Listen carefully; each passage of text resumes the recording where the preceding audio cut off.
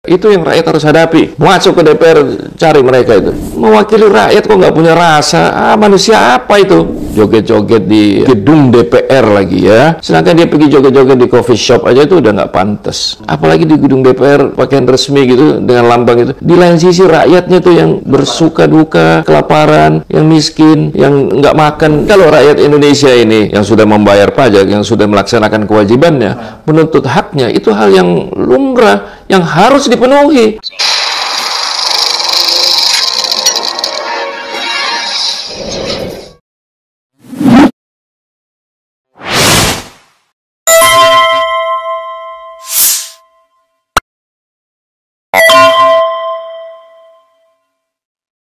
Kali bersama saya di Abraham Samad Speak Up. Netizen, hari ini saya menghadirkan tamu yang luar biasa. Ini sahabat kita semua. Beliau adalah politisi senior Partai Golkar dan juga mantan diplomat, Pak Yasril Ananta Baharudin. Assalamualaikum. Waalaikumsalam warahmatullahi wabarakatuh. Sehat Pak Yasril? Alhamdulillah sehat Pak. Luar biasa nih kalau akhir-akhir ini kita melihat ada fenomena yang cukup memprihatinkan Pak Yasril ya. Ya. Ada tuntutan dari anggota DPR sendiri menuntut supaya tetap diberikan tunjangan perumahan 50 juta per bulan. Kemudian minta lagi diberikan tunjangan beras 12 juta per bulan. Tapi di lain pihak banyak rakyat kita yang sedang susah nih Pak Yasril. Makan saja susah, ada yang mau berobat ke puskesmas tidak punya duit. Akhirnya mati, nggak bisa tertolong gara-gara nggak punya duit. Bisa nggak Pak Yasril sedikit memberikan kita pencerahan nih? Karena biar bagaimanapun Pak Yasril punya pengalaman panjang nih sebagai politisi senior dan juga punya pengalaman panjang nih di DPR. Ini kan ironis menurut saya ya. Ketika DPR sendiri yang memutuskan dan mengusulkan tunjangan itu dan pada akhirnya dia memutuskan sendiri untuk kepentingannya sendiri. Padahal kan di kepala saya itu Pak Yasril harusnya kebijakan-kebijakan atau keputusan-keputusan yang dibuat oleh DPR haruslah keputusan-keputusan yang lebih memperhatikan aspirasi rakyat. Kira-kira gimana nih fenomenanya Pak Yasril? Baik, terima kasih Pak Abraham. Pertama kali kita harus tahu dulu ya, buat seluruh rakyat Indonesia, khususnya anggota DPR, bahwa fungsi pokok dari DPR itu yang pertama adalah membuat undang-undang atau legislasi. Yang kedua, dia itu berfungsi budgeter, membuat anggaran. Budgeting ya? Ya, budgeting. Yang ketiga adalah pengawasan atau kontrol. Nah, itu saja sudah kekuatan yang luar biasa untuk dipakai mengendalikan atau mengawasi pemerintahan atau eksekutif. Yang lainnya, kita ini menganut sistem politik trias politika. Tapi dengan titik berat pembagian kekuasaan, bukan pemisahan kekuasaan. Jadi pembagian ya, bukan pemisahan. Pembagian, itu beda. Nah, kalau ada permintaan-permintaan dari rekan-rekan di DPR sana atau saudara-saudara DPR itu, mungkin wajar-wajar saja, cuman mereka harus ngaca gitu loh, ya. Kalau kita hidup ini nggak ada yang sempurna, nggak ada yang cukup, sampai kiamat nggak ada. Kita jangan mengutamakan kemauan di atas kemampuan, tapi harus kemampuan itu yang diutamakan untuk memenuhi kebutuhan yang ada. Kalau kemampuannya tidak ada, ya kita hidup seadanya. Jadi bukan kemauan ya? Bukan, kalau kemauan kan mau ini, mau itu, kurang ini, kurang itu. Mana sampai cukupnya, nggak akan ada batasnya. Jadi kalau begini aja nggak ngerti, ya buat apa lagi, apa yang kita bisa harapkan. Yang lainnya lagi yang ingin kami tekankan, prinsip anggota DPR itu kan namanya wakil rakyat. Jadi apapun ucapan, pikiran, tidak akan, bahkan mimpinya sekalipun, harus memikirkan rakyatnya, mutlak berdasarkan kepentingan rakyat, di atas kepentingan kelompok, apalagi pribadinya. Itu mutlak ya? Mutlak. Ya, kalau tidak ya jangan anggota DPR dong. Ya, jadi memang kita harus berterima kasih berkaitan ulang tahun NKRI yang ke-80 kepada para leluhur kita, para pejuang, para pendiri negara kesatuan Republik Indonesia. Ingatlah saudara-saudaraku, mereka itu berjuang ya tanpa pamrih, ya, mengorbankan jiwa raganya, harta bendanya. Untuk apa? Untuk kita semua duduk di sini. Untuk apa? Mengisi kemerdekaan. Ya, bukan untuk enak-enak sembarang minta sana, minta sini, ya, yang enggak. Sementara di lain sisi rakyat itu, coba dong, apa nggak lihat itu di televisi, di medsos, bagaimana penderitaannya mereka, bagaimana itu guru dan anak-anak didik yang menyeberang sungai, ya, menyeberang apa namanya itu pinggir laut segala macam. Demikian pula para buruh, ya, yang Membanting tulang. Membanting tulang, berapa persen itu tingkat kemiskinan atau pengangguran ya. Yang menurut PBB itu 60% gitu. Berarti sekitar 190 juta rakyat kita tuh miskin ya gitu ya. Nah, kita ada toleransi lah, ada tepoh zero.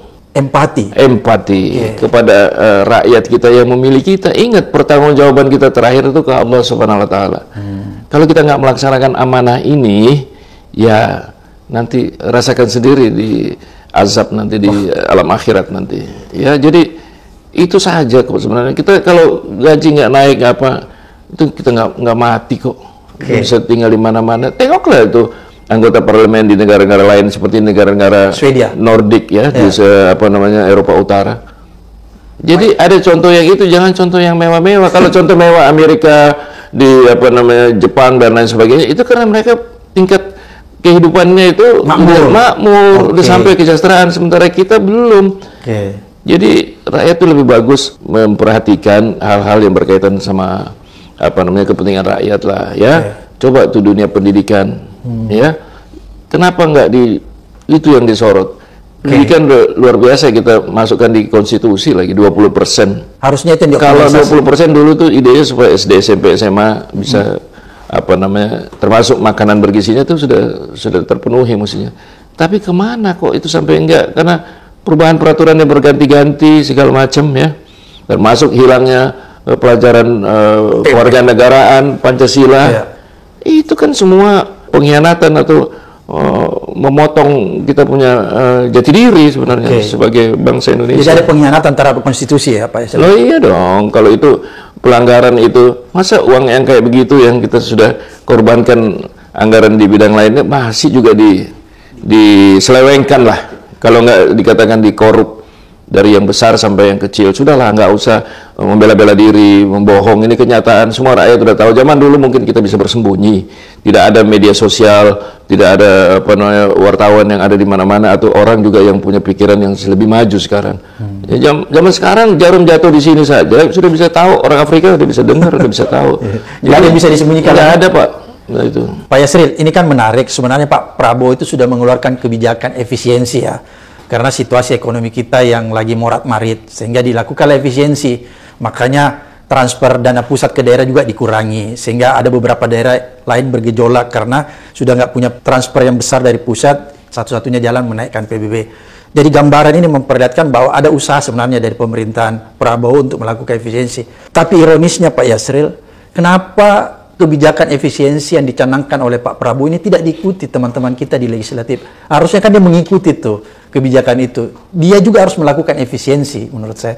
Tapi justru sebaliknya. Pada saat pemerintahan Pak Prabowo mencanangkan efisiensi, pada saat yang bersamaan mereka justru meminta berbagai macam tunjang. Ini gejala apa ini Pak Yasril? Apakah ini gejala yang seperti orang bilang ya, sekarang itu kan legislatif heavy. Mereka merasa paling berkuasa. Kan tadi Pak Yasril bilang trias politika itu pembagian, bukan pemisahan. Kira-kira kalau menurut Pak Yasril gejala apa nih? Gejalanya begini. Pertama, kita harus akui juga bahwa pemikiran dan pidato-pidato dari Presiden Prabowo Subianto, saya sangat sependapat mendukung, dan saya yakin hampir seluruh rakyat Indonesia mendukungnya. Sekarang masalahnya adalah bagaimana mengimplementasikannya. Kita tahu bahwa biasa yang menghambat itu Pak Prabowo juga harus sadari, harus menilai orang-orang di sekitarnya atau inner circle. Kemudian juga tekanan-tekanan dari luar ya, kekuatan dari dalam negeri tapi yang dari luar pemerintahan. Ya, saya nggak perlu sebutkan tapi semua kita tahu lah. Dan ada buktinya kan. Yang lainnya lagi tekanan dari asing sendiri kan. Pak Prabowo sering bilang kan, Pak Prabowo bilang bahwa kita tidak boleh tunduk dengan kekuatan tekanan asing. Kita harus berdikari. Itu luar biasa. Pendapat-pendapat itulah yang awalnya para pendiri negara Kesatuan Republik Indonesia mencanangkannya ya. Jadi sekarang terpulang kepada Pak Prabowo bagaimana beliau bisa mengendalikan, memanage ini lingkungannya yang tidak sepenuhnya mendukung apa yang sudah dipikirkan dan diucapkan oleh Pak Prabowo. Kasihan beliau, Pak Prabowo maju lah ya. saya yakin seluruh rakyat Indonesia, khususnya para aktivis ini, mendukung di belakang Prabowo. Oke, menarik Pak Yasri bilang inner circle. Ya, orang-orang yang berada di lingkaran dalam, yang kadang-kadang membuat kebijakan-kebijakan yang tidak sejalan ya dengan aspirasi yang sedang berkembang. Apakah menurut Pak Yasril kejadian-kejadian yang beruntun terjadi akhir-akhir ini, ada kasus di Pati, ada kasus di Kabupaten Bone, apakah ini bukan bagian dari skenario orang-orang yang berada di dalam lingkaran Pak Prabowo yang akan melakukan sabotase atau katakanlah apa ini kalau kita dulu itu tahu Brutus ini, apakah mereka sengaja menciptakan kondisi-kondisi ini, Pak Yasril? Kalau dari arahnya, saya kira memang demikian. Jadi ada beberapa orang dari inner cycle dari Pak Prabowo ini yang menjadi kaki tangan atau agen dari kekuatan lain yang di luar Pak Prabowo, yang tidak senang dengan kebijakan-kebijakan Pak Prabowo, termasuk mungkin para oligarki ini. Karena oligarki ini yang saya kira harus diperangi oleh rakyat Indonesia. Ya, karena mereka betul-betul merusak sistem ketatanegaraan yang ada. Mereka masuk ke pemerintahan, masuk ke legislatif, dan itulah yang mereka bekerja sama. Ya, pokoknya siapa yang tidak sesuai dengan keinginan mereka, kepentingan mereka, itu mereka pasti geser gitu loh. Jadi itu yang terjadi. Saya kira ini pengalaman yang sama juga ada di beberapa tempat negara lain. Dan kita kan harus belajar dari itu. Jadi dalam hal ini seluruh rakyat Indonesia betul-betul semacam greget karena berharap banyak kepada Pak Prabowo agar apa yang diucapkannya yang sudah didukung oleh rakyat Indonesia itu diwujudkan, Pak. Singkirkanlah.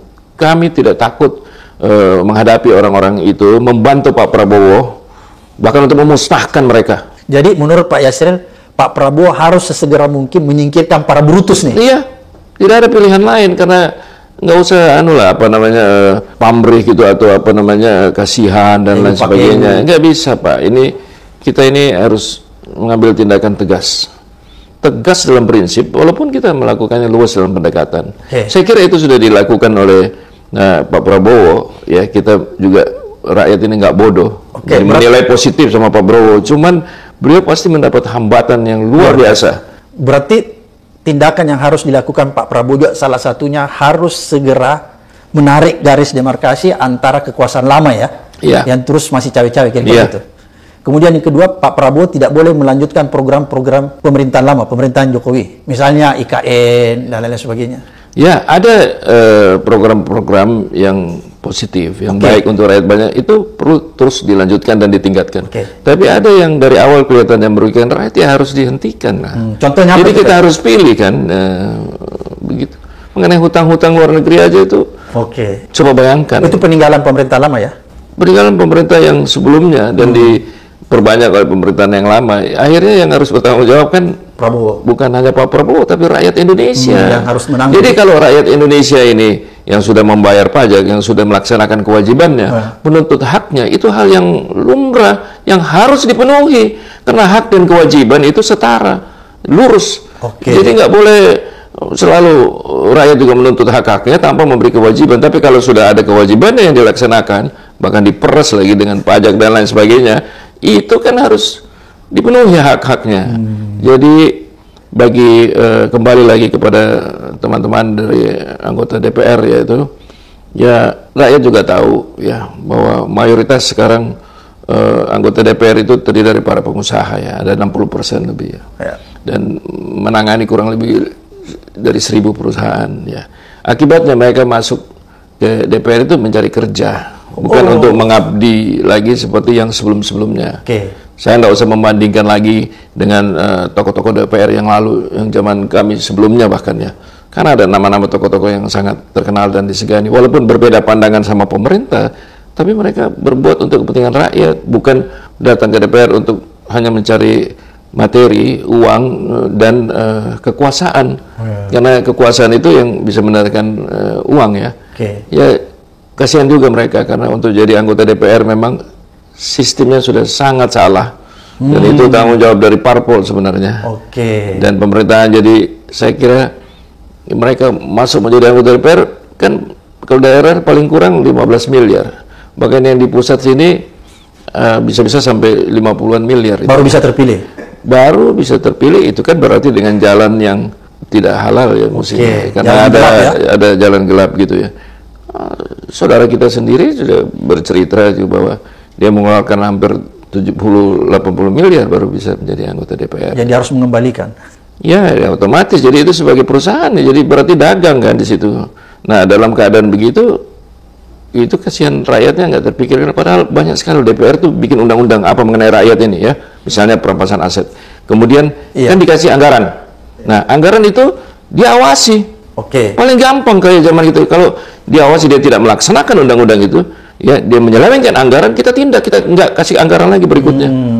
Saya dulu zaman begitu, ini bukannya mau apa-apa, pamer-pamer sampai dulu pas kita naik haji lagi, saya bertiga di ruangannya Presiden Gus Dur waktu itu, ada Pak Mahfud itu jadi saksinya.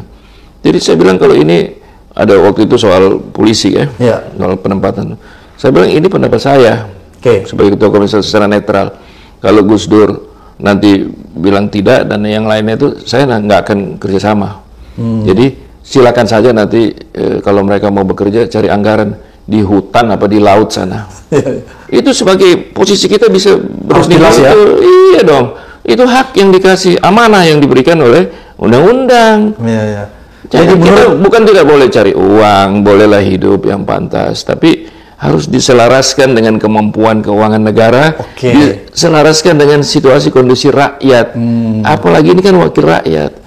Mestinya kalian yang keluar uang banyak itu ada korupsi di pemerintahan situ, ya di eksekutif maupun yang yudikatif, ya itu mestinya rakyat juga menyorotnya dan justru DPR berpeluang karena anggaran-anggaran kan dari mereka, yang maksudnya dari kita, dari DPR itu. Berarti menurut Pak Yasir seharusnya yang diutamakan DPR ini lebih mengedepankan program-program yang langsung bersentuhan sama rakyat, misalnya segera menerbitkan misalnya undang-undang perampasan aset dan lain sebagainya, bukan justru membuat kebijakan-kebijakan untuk kepentingannya seperti menaikkan tunjangan anggota DPR. Ya itu boleh, tapi kita lihat situasi kondisi keuangan negara lah ya, bukan tidak boleh. Bukan rakyat tidak mau lihat anggota DPR senang ya. Tapi kami juga dulu bisa bekerja jauh lebih nyata kepada konstituen kami ya. Dulu kan waktu zaman Pak Yasir itu gajinya masih kecil, kira-kira sekitar 8 juta naik sampai 11 juta itu. Dan tunjangan sedikit ya? Tunjangan sedikit sekali, dan kita nggak punya staf ahli segala macam sampai 5 sampai 7 orang yang dibiayai oleh negara, nggak ada. Tapi kita bisa bekerja, bisa berprestasi jauh lebih daripada yang ada sekarang. Bukan yang kita mau menepuk dada, tapi itu kenyataan. Coba baca track recordnya masing-masing gitu. Jadi jangan bilang nggak bisa, kita bisa. Bagaimana coba lihat suasananya, kita anggota DPR itu ada di video joget-joget di di gedung DPR lagi ya. Sedangkan dia pergi joget-joget di coffee shop aja itu udah nggak pantas. Apalagi di gedung DPR pakaian resmi gitu dengan lambang itu.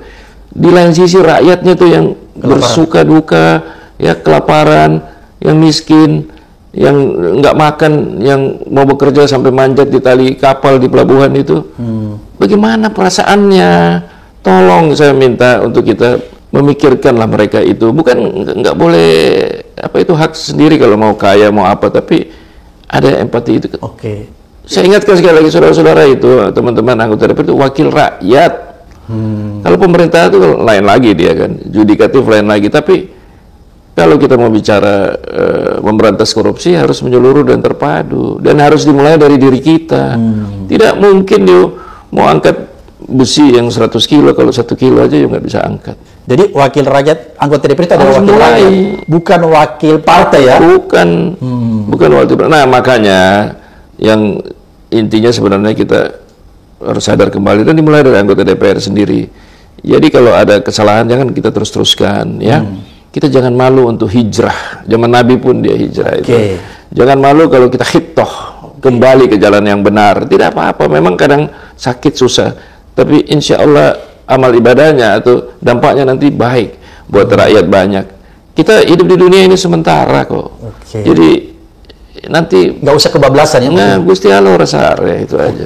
Pak Yasril, saya menarik tadi yang Pak Yasril sampaikan bahwa mungkin perbedaan anggota DPR sekarang dengan anggota DPR dulu itu disebabkan oleh latar belakang. Sekarang kalau kita lihat hampir lebih dari, ya hampir 60% lah latar belakang anggota DPR yang ada sekarang itu berasal dari pengusaha. Kalau dulu kan beda. Sehingga boleh dikatakan karena mereka berasal dari latar belakang pengusaha, jadi mereka punya misi khusus.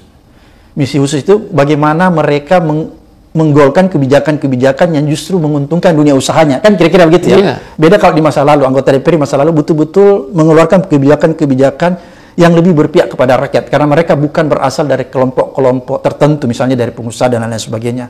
Apakah ini sangat mempengaruhi kebijakan yang keluar dari parlemen, Pak Yasril? Ya tentu saja, latar belakangnya kan begitu. Okay. Mereka harus punya modal masuk ke DPR. Yang memberi modal juga siapa? Nah, tentu dia bekerja sama pemberi modal dong. Apalagi pemberi modal itu besar dan kuat dan ada beberapa orang yang di situ. Pemberi modal ini juga masuk kemana-mana, masuk ke pemerintah juga. Ya, bukan mustahil dia masuk ke TNI Polri. Kan kita tahu masuk ada pengadilan apalagi. Ya, jadi ini buktinya aja soal PIK 2 dan lain sebagainya itu. Soal Pak Samad sendiri yang dikriminalisasi itu semua permainan atau sandiwara yang orang bilang drakor atau drama Korea yang rakyat sudah tahu, sudah bisa membacanya. Yang lupa orang dalam sendiri itu ngomong keluar, karena ini zaman sekarang zaman keterbukaan gitu loh. Apa yang mau ditutupi nggak bisa lagi, Pak. Jadi buatlah itu peraturan-peraturan paling tidak untuk sementara ini, jangka tertentu kita dalam keadaan susah, dunia dalam kesulitan ekonomi, dan terjadi gejolak perpindahan kekuatan dunia ini ya dari Amerika Eropa ke Asia Pasifik ini ya.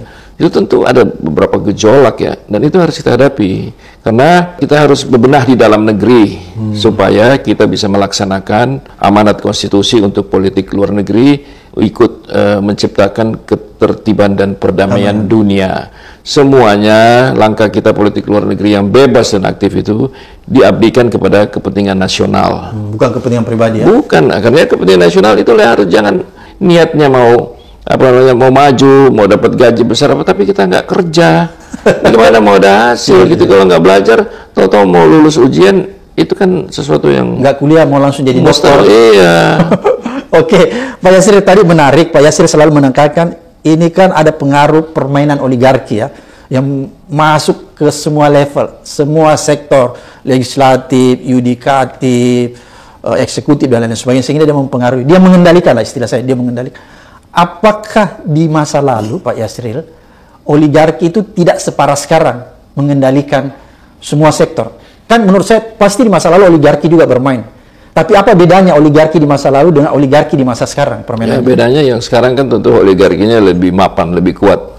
Mereka lebih punya jaringan yang bisa mencengkram kemana-mana. Dulu kan bisa lebih kurang, dan dulu terbatas gitu ya. Dan para anggota DPR dulu masih titik beratnya ke idealisme sama nasionalisme. Punya idealisme ya. Dan makanya saya bilang sistem pemilihan itu anggota DPR itu mesti harus ditinjau kembali lah. Dievaluasi dan demikian pula sistem pemilihan gitu loh. Ya kalau yang dulu misalnya baik, kenapa kita enggak? Sekarang anggota DPR itu yang jadi hanya mereka yang punya uang. Partai hanya dia beli untuk bisa mencalonkannya. Habis itu kalau dia udah jadi, dia mana mau dengar partai? Tidak ada. Kalau zaman dulu kita betul-betul dikontrol, dikendalikan oleh partai. Dan yang mau jadi, yang diajukan orang-orang betul kader partai yang terbaik gitu. Punya kualitas ya? Punya kualitas karena dari bawah. Misalnya kami di Golkar, dari bawah ada karakter des ya. Ada jenjang naik, jadi apa dulu jadi apa. Tidak tiba-tiba jadi DPP Golkar, tidak tiba-tiba jadi ketuanya, terus diajukan sana-sini hanya karena KKN. Oh, jadi dulu prosesnya tidak instan ya? Enggak, dari bawah orang diajukan siapa yang betul-betul bagus di bidangnya ya. Kualitas itu, ya? Kualitas itu titik beratnya dulu. Waktu ada 1-2 yang selundup, yang KKN. Ingat yang kita berantas oleh rakyat dulu sampai ada reformasi itu hanya 2 kok nyawanya itu. Pertama memberantas KKN, yang kedua membatasi periode presiden untuk hanya 2 periode.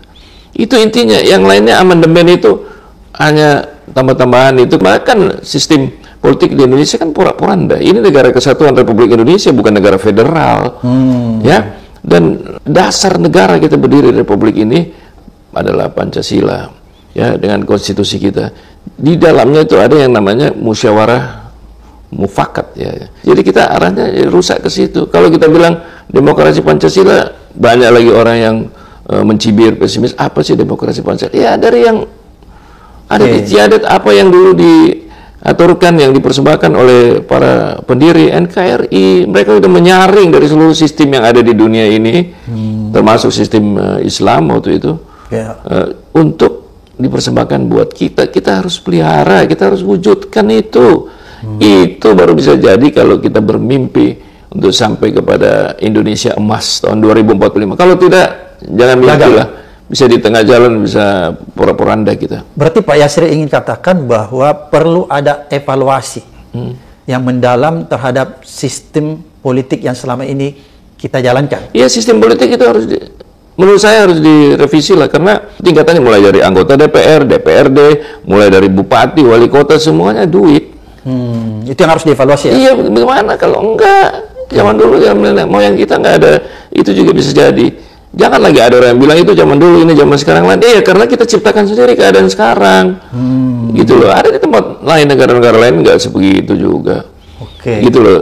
Tujuan akhir dari demokrasi kan itu kesejahteraan, kedamaian dan keadilan buat rakyat Indonesia. Kita ke arah situ dong. Berarti Pak Yasri ini katakan bahwa kalaupun oknum, kita bicara oknum anggota DPR kebablasan seperti sekarang ini banyak yang menyimpang, itu lebih disebabkan karena sistem politik yang berubah. Iya, apalagi baru-baru reformasi dari partai tertentu kan kita semua tahu. Untuk memenuhi kuota karena menang besar itu diambil dari mana-mana, termasuk orang dari pasar kayak apa, supir itu diambil. Itu tidak salahkan, malah dia harus memenuhi kuota itu. Tapi itu berdampak terhadap mutu dari lembaga DPR sendiri. Maka saya nggak setuju terakhir ini kalau orang ribut-ribut di jalan. Saya nggak tahu siapa ini anunya yang menjadi inisiator bahwa harus bubarkan DPR. Itu tidak bisa, saya tidak menerima. Karena bagaimana DPR mau dipisahkan dari yang lain, itu sudah ada tercantum di konstitusi kita. Yang di oknum, kalau mau dibubarkan atau diganyang, oknum yang menyalahgunakan wewenang, yang tidak bersimpati kepada rakyat, ya, dan apa namanya, yang korup. Jelas-jelas ada. Itu yang harus disingkirkan, dimusnahkan lah dari DPR. Itu yang rakyat harus hadapi. Masuk ke DPR, cari mereka itu. Pak Yasri, menarik apa yang disampaikan Pak Yasri. Bisa nggak Pak Yasri prediksi nih kira-kira kalau kita bicara oknum yang baik di DPR dan yang tidak baik itu persentasenya yang mana yang lebih banyak? Ya kalau sekarang sudah dikatakan tadi, ya, saya kira dengan sistem politik yang ada lebih banyak yang buruk. Iya, yang kurang baik lah. Ya, karena yang baik itu kasihan mereka tidak bisa ngomong kadang-kadang. Karena jumlahnya sedikit. Selain jumlahnya sedikit, mereka terperangkap oleh sistem yang ada, karena mulai dari ketua komisinya, ketua fraksinya, apalagi ketua partainya kan mereka dikendalikan, takut karena para pimpinan ini justru terperangkap sama masalah.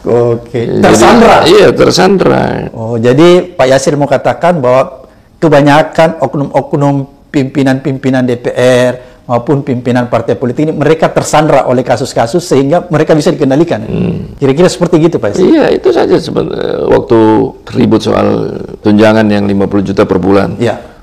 Tiba-tiba ada macam-macam keterangan. Keterangan terakhir dari penguasa tunggal DPR, ya, yang mengatakan bahwa hanya 1 tahun itu berlakunya. Oktober sudah enggak. Jadi 600 juta untuk keperluan kontrak rumah 5 tahun ya. Pak Yasir, seingat saya itu kan ada perumahan DPR tuh di Kalibata. Kenapa itu tidak dioptimalisasi di zaman sekarang, kok tiba-tiba dikasih duit? Itu apa sih masalahnya? Katanya itu sedang dibongkar untuk diperuntukkan kepentingan lain. Dulu kita tinggal di rumah reot itu juga kita bisa berprestasi banget. Pak Yasir dulu tinggal di Kalibata? Iya dong. Dan tidak ada masalah? Rumah dinas nggak ada masalah ya. Kalau cukup lah. Bersyukur daripada rakyat yang lain yang kesusahan. Mewakili rakyat kok nggak punya rasa, manusia apa itu, ya kan? Jadi kita harus mensyukuri apa saja yang diberi oleh Tuhan, Pak. Mudah-mudahan Tuhan memberi nikmat yang lebih buat oknum tersebut dan buat bangsa dan negara kita yang paling penting.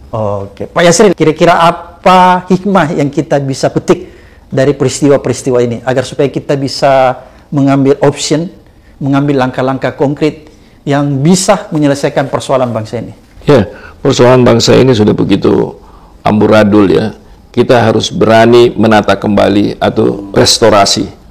Restorasi yang dulu ada kami kelompok kecil informal leaders gathering itu menggagasnya. Kemudian itu tiba-tiba saja ada Pak Surya Paloh juga kita diskusi juga sama beliau, lalu menjadi moto Nasdem waktu itu kan restorasi. Itu bagus, kami senang karena diambil kelompok yang lebih besar kan, diperjuangkan.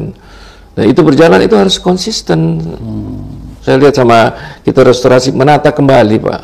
Ya, tidak perlu kita rombak-rombak. Yang baik kita teruskan, yang nggak baik kita gantikan, kita lengkapi, kita jadi nggak perlu reformasi, restorasi saja. Restorasi saja udah cukup Pak. Rumah kita kan kita masa langsung dibongkar semuanya kan bisa itu. Dan semuanya disesuaikan dengan kemampuan keuangan negara dan kemampuan kita sendiri. Disesuaikan dan kearifan lokal kita. Iya, jadi sistem pemilihan umum ya, berlaku dari pusat sampai daerah. Kemudian macam-macam thresholdnya yang berkaitan nama itu di bawahnya ya. Pemilihan anggota DPR oleh partai politik pencalonannya. Jangan KKN. Haramkan KKN karena itu sudah menjadi amanat reformasi yang kita tidak bisa kembali lagi. 2 sama jabatan 2 periode. Makanya saya selalu bilang itu jabatan 2 periode itu bukan dengan presiden. Presiden kan simbolnya. Yang sejajar dengan presiden, apalagi di bawahnya mestinya 2 periode. Ya, cukup dong, kan rakyat Indonesia ini kan. Kalau DPR banyak, DPR menurut saya cukup 1 periode. Beri kesempatan ke rakyat yang lain yang banyak. Maksimal 2 periode kalau sudah luar biasa dan sangat dibutuhkan gitu. Kalau 3 periode nggak usah lah. Memangnya nggak ada orang lain, dan di mana itu cuap-cuapnya untuk regenerasi, kaderisasi ya dari partai. Jangan kita kalau sudah duduk terus nggak mau, itu kualat nantinya pasti. Tidak mungkin enggak, karena kita terus mau menerus bikin yang sama tanpa memperhatikan orang lain, itu sendiri udah nggak benar kan. Cara berpikir semacam gitu. Jadi itu yang harus direstorasi. Demikian pula di pemerintahan, demikian pula di judikatif ya. Harus bersamaan, nggak bisa satu pihak aja. Kalau enggak mereka bertiga ini kong kali kong terus berputar aja ya, dari kepentingan DPR ya, dan lagi berkompromi sama pemerintah berkompromi lagi sama judikatif atau aparat penegak hukum, baik itu polisi, pengadilan, kejaksaan dan lain sebagainya. Jadi janganlah, ingat Gusti Allah ora sare. Jadi kalau sekarang itu bapak-bapak atau saudara-saudaraku di DPR itu sudah sampai ke DPR sudah nikmat yang luar biasa yang diberi oleh Allah Subhanahu wa taala. Orang terpilih mewakili rakyat. Nggak usah seraka ya. Sementara suara rakyat kan suara Tuhan, Pak. Jadi kalau itu nggak dengarkan, udah pasti kualatnya. Bagaimana pertanggungjawabnya di akhirat nanti? Saya percaya orang DPR kan semua orang beragama itu, ya, disumpah lagi atas nama Allah, demi Allah. Nah kalau dia lupa sama itu, ya, lagi pula di DPR itu buat teman-teman yang itu OKB ya, OKB itu orang kaya baru atau orang kuasa baru, Pak. Itu ingatlah diri kamu. Kalau orang Bugis bilang iseng alemu. Ya, jangan lupa kacang akan kulitnya. Ingat siapa kamu dulunya. Udah sampai sekarang udah cukup, jangan mau terus. Karena tidak akan pernah ada kesempurnaan ini. Kesempurnaan hanya milik Allah Subhanahu wa taala. Marilah kita maknai ulang tahun ke-80 dari NKRI Merdeka. Luar biasa netizen apa yang disampaikan Pak Yasril ini, mencerahkan kita, mengedukasi kita, sekaligus menuntun kita untuk melihat kebenaran yang ada di depan mata kita.